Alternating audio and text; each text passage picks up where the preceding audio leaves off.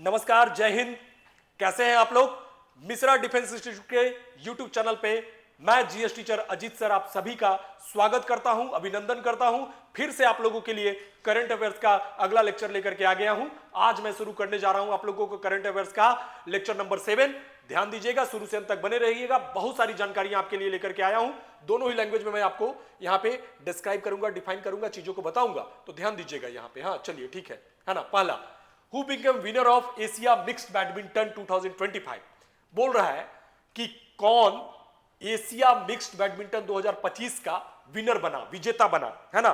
तो ये चीज बेसिकली कंट्री से रिलेटेड है कि किस कंट्री ने ये बाजी मारी। मिक्स्ड बैडमिंटन मतलब मिक्स्ड का मतलब होता है दो लोग का एक साथ का टीम जो हो करके खेलता है। तो ये जीतने का बात करता है कि किसने बाजी मारी। तो जीतने वाला जो है वो है आपका इंडोनेशिया। क्या होगा जी? इंडोनेशिया। बिल्कुल सही, इंडोनेशिया ने बाजी मारी। तो यहां पे हम लोग टिक कर देंगे, Indonesia is the right answer. Indonesia. Clear है ना। हिंदी वाले क्या लिखेंगे कि किस देश ने या किसने, है ना, 2025 mix badminton Asia mix badminton 2025 का खिताब जीता, या कौन एशिया मिक्स बैडमिंटन 2025 का विनर बना या विजेता बना। क्लियर है। तो आंसर होगा इंडोनेशिया, जिसका राजधानी है जकार्ता, इंडोनेशिया, है ना। चलिए ठीक है। अब यहां पे जो है आप जानते ही होंगे चाइना और इंडिया जो है ये सब सारी चीजें हैं। क्यों क्यों यहां पे जिक्र किया गया है, अपना ध्यान दीजिएगा, इसके बारे में लोग बात करते हैं यहां पे कि इंडोनेशिया ने ये जो बैडमिंटन चैंपियनशिप चाइना को हराया, 3-1 से हराया। किसको हराया? तो यानी कि ये विनर हुआ। तो विनर अगर ये है तो ये है रनर, ये है रनर। चाइना को हराया। और मुझे जहां तक याद है कि ये चाइना में ही खेला गया। कहां पे खेला गया? बोलता है कि फाइनल मुकाबला चीन के किंगदाओ कॉन्सन स्पोर्ट्स सेंटर स्टेडियम में खेला गया। क्योंकि ये इंडोर गेम है तो इंडोर स्टेडियम में खेला जाएगा।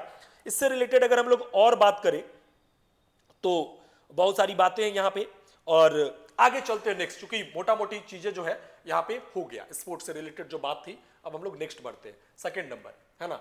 Which state ban gutkha and पान मसाला रिसेंटली? बोला कि किस राज्य ने हाल ही में गुटखा और पान मसाला को बैन किया है, प्रतिबंधित किया है। जान के खुशी होगा, है ना। ये चीज अगर हो जाए तो हर घर की महिला, हर घर के बच्चे का जिंदगी में एक नया खुशी आ जाए, क्या बहार आ जाए।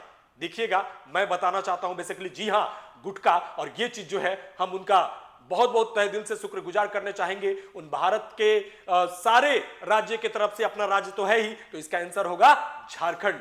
झारखंड सरकार का बहुत अच्छा पहल, इसका आंसर है झारखंड। झारखंड सरकार ने ये मतलब अगले आदेश तक गुटखा और पान मसाला बैन कर दिया। बोला कि भाई ना तो कोई बेचेगा ना तो कोई खाएगा, ऐसा पकड़े जाते हैं तो भैया आपको ये होगा। हालांकि कितना फॉलो होता है, कितना धरातल पे उतरता है ना, वो तो आप समझ ही सकते हैं। लेकिन ये किया है तो बहुत बढ़िया, बहुत अच्छा काम है, होना चाहिए, है ना।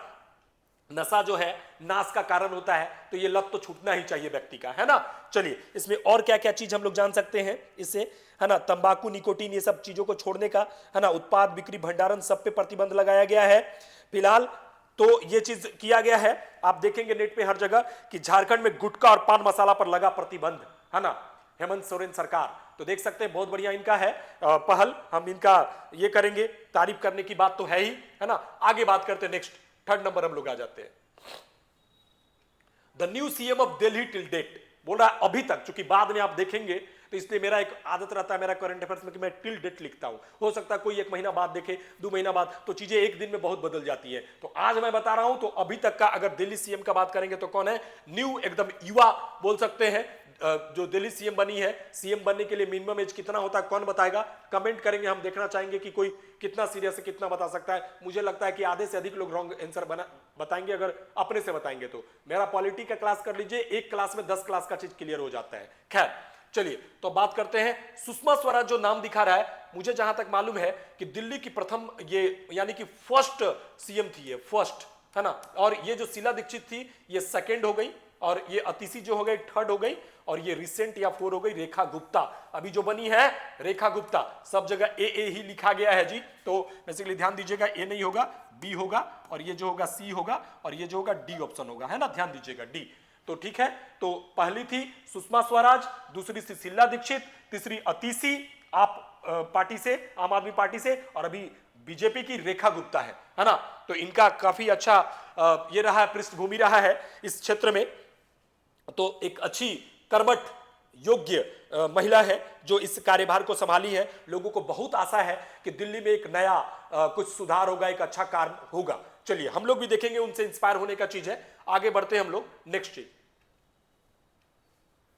4 number, which Indian got knighthood award recently. Knighthood award जो है बेसिकली ये इंग्लैंड के द्वारा दिया जाता है। वही इंग्लैंड जो हमारे पास, हमारे देश में बहुत दिनों तक शासन किया था। और ये जो नाइटहुड अवार्ड जो है दिया गया, ब्रिटेन के द्वारा दिया गया, मानद उपाधि बोलते हैं उसको, है ना, ऑनरी अवार्ड बोला जाता है। और ये अवार्ड जो है किस भारतीय को सम्मानित किया गया, तो यह जितने लोग दिख रहे हैं ना जी, ये सबको दिया गया, मैं बताऊं। लेकिन रिसेंटली जो दिया गया वो है एन चंद्रशेखरन।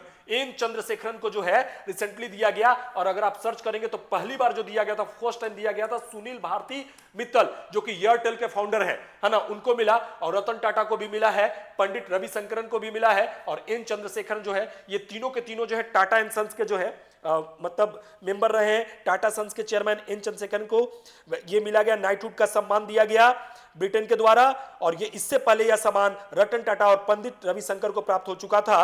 और अगर हम बात करें टाटा समूह के बारे में, तो टाटा समूह तो 1868 में एस्टैब्लिश हुआ था जमशेदजी टाटा के द्वारा, झारखंड में, अपने झारखंड में, बिल्कुल साक्षी नदी किनारे, है ना। चलिए ठीक है, साक्षी जगह है बोल सकते हैं, सॉरी, है ना। आप कहेंगे कि कौन से नदी के किनारे, तो स्वर्णरेखा नदी के किनारे, बिल्कुल, है ना। चलिए ठीक है, बात करते हैं यहां पे। अब अगला जो है कि अगला जो क्वेश्चन हम लोग आते हैं, नेक्स्ट बढ़ते हैं जी, है ना। चलिए next, first time translator facility has been set up in VSOP। VS का मतलब होता है विधानसभा, है ना, जिसको हम लोग लेजिस्लेटिव असेंबली भी बोलते हैं। तो बोल रहा है कि पहली बार कौन से राज्य में, किस राज्य में पहली बार ट्रांसलेटर सुविधा, ट्रांसलेटर मशीन बोलिए, स्थापित किया गया है या इंस्टॉल किया गया, सेटअप किया गया है।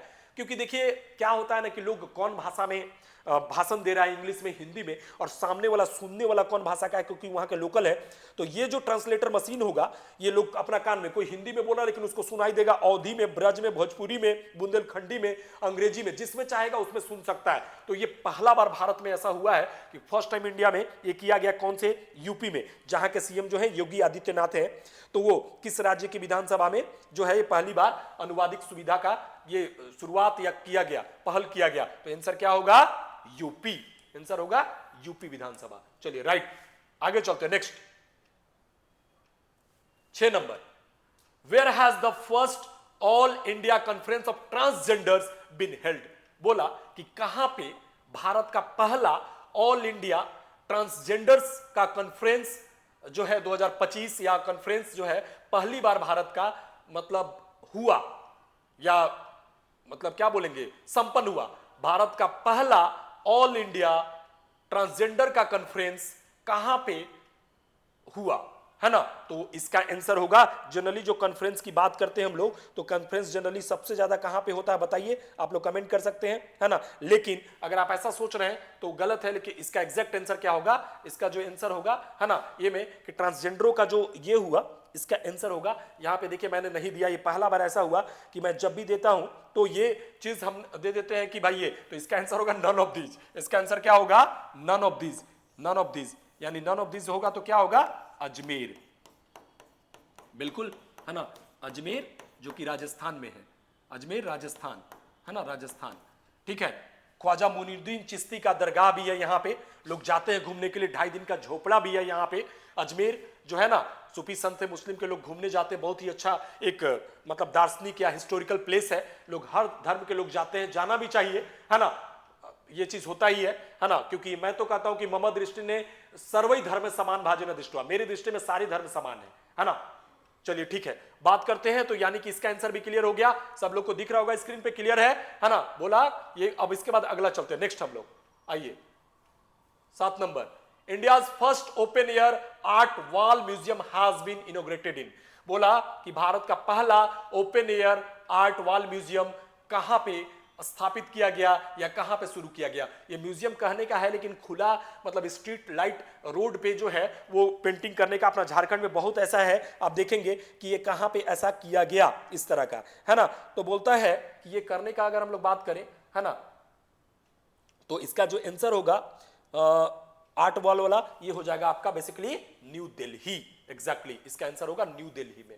ये कहां किया गया जी? न्यू दिल्ली। तो इससे रिलेटेड बात है कि वहां के जो है सेंट्रल मिनिस्टर जितेंद्र सिंह, उन्होंने मौसम भवन नई दिल्ली में, है ना, open air art wall museum का इनॉग्रेशन किया।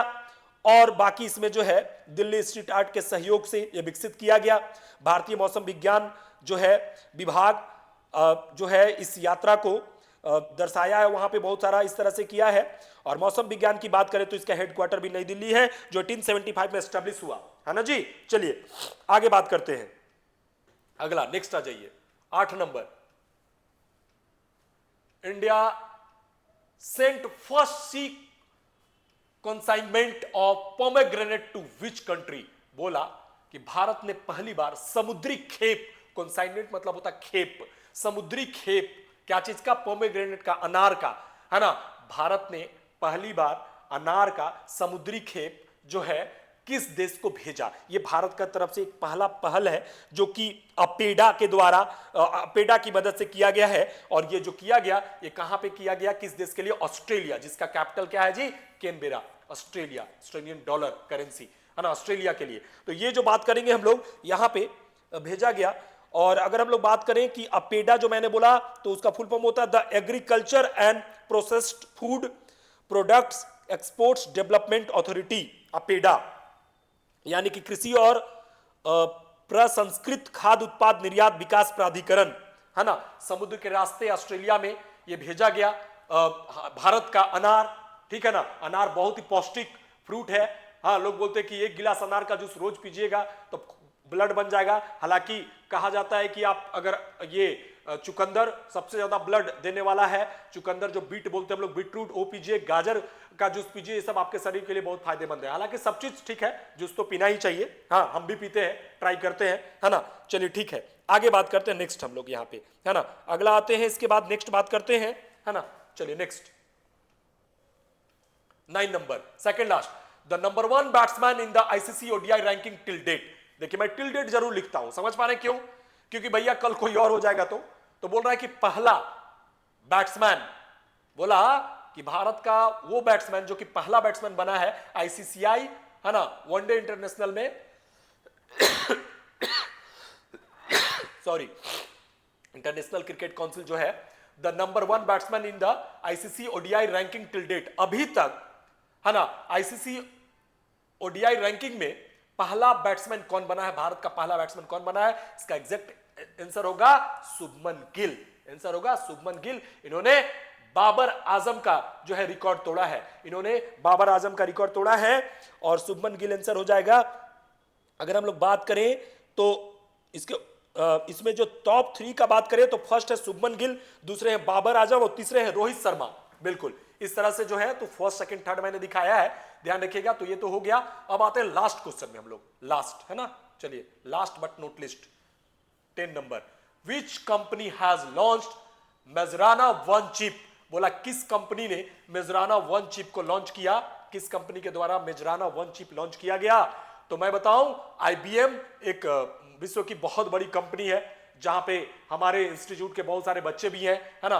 गूगल, इस कंपनी में भी हमारे इंस्टीट्यूट के बच्चे हैं, है ना। और माइक्रोसॉफ्ट की अगर हम बात करें तो माइक्रोसॉफ्ट जो है इसके बारे में बात करता है कि माइक्रोसॉफ्ट कंपनी ने ही इसको बनाया है। और माइक्रोसॉफ्ट से रिलेटेड अगर हम लोग बात करेंगे बॉस, है ना, तो देखिएगा माइक्रोसॉफ्ट के बारे में और भी चीजें हैं हमारे पास, कि बोलता है कि इसने जो क्वांटम कंप्यूटिंग चिप का निर्माण किया है, जो कि जिसका नाम मेजराना 1 है। और ये क्या है कि भविष्य को गति दे सकता है, मतलब भविष्य के बारे में आपको बहुत सारा चीज मतलब एक फोरकास्टिंग कर सकता है, आपको जो है प्रोसेस बहुत कम समय में डेटा को कर सकता है। और माइक्रोसॉफ्ट एक अमेरिकी कंपनी है जो कंप्यूटर सॉफ्टवेयर, वीडियो गेम और हार्डवेयर बनाती है ना। इसमें अगर हम बात करें दुनिया का सबसे बड़ा सॉफ्टवेयर कंपनी है, वर्ल्ड्स लार्जेस्ट सॉफ्टवेयर कंपनी कहेंगे इसको, है ना। इसी ने ऐसा काम किया है। और अगर हम लोग बात करें इसके बारे में तो 1975 में बिल गेट्स के और क्या था, है ना, पॉल एलन के सहयोग से, इसके बिल गेट्स तो जानते ही है एक धनी रिचेस्ट पर्सन में काउंट किए जाते, वन ऑफ द रिचेस्ट, तो उनका जो है बात करते हैं। और इसका हेडक्वार्टर की बात करें तो रेडमंड वाशिंगटन में है, इसका किसका, माइक्रोसॉफ्ट का। चलिए, अपने नाम से इसने स्टार्ट किया है। आज के लिए इतना ही रखते हैं, मिलते हैं ब्रेक के बाद। आप सभी का दिन शुभ हो। थैंक यू सो मच, है ना। चलिए, बहुत बहुत धन्यवाद, आप लोगों ने अपना बहुमूल्य समय दिया। इसी तरह लगे रहिए हमारे करंट अफेयर्स को। आप अपना प्यार दीजिए, अपना दुलार दीजिए, अच्छे से पढ़िए, देखिए। जो आपको और रिक्वायरमेंट हो आप कमेंट कीजिए, हम पूरा करेंगे। आज के लिए इतना ही। जय हिंद, जय भारत, आपका दिन शुभ हो।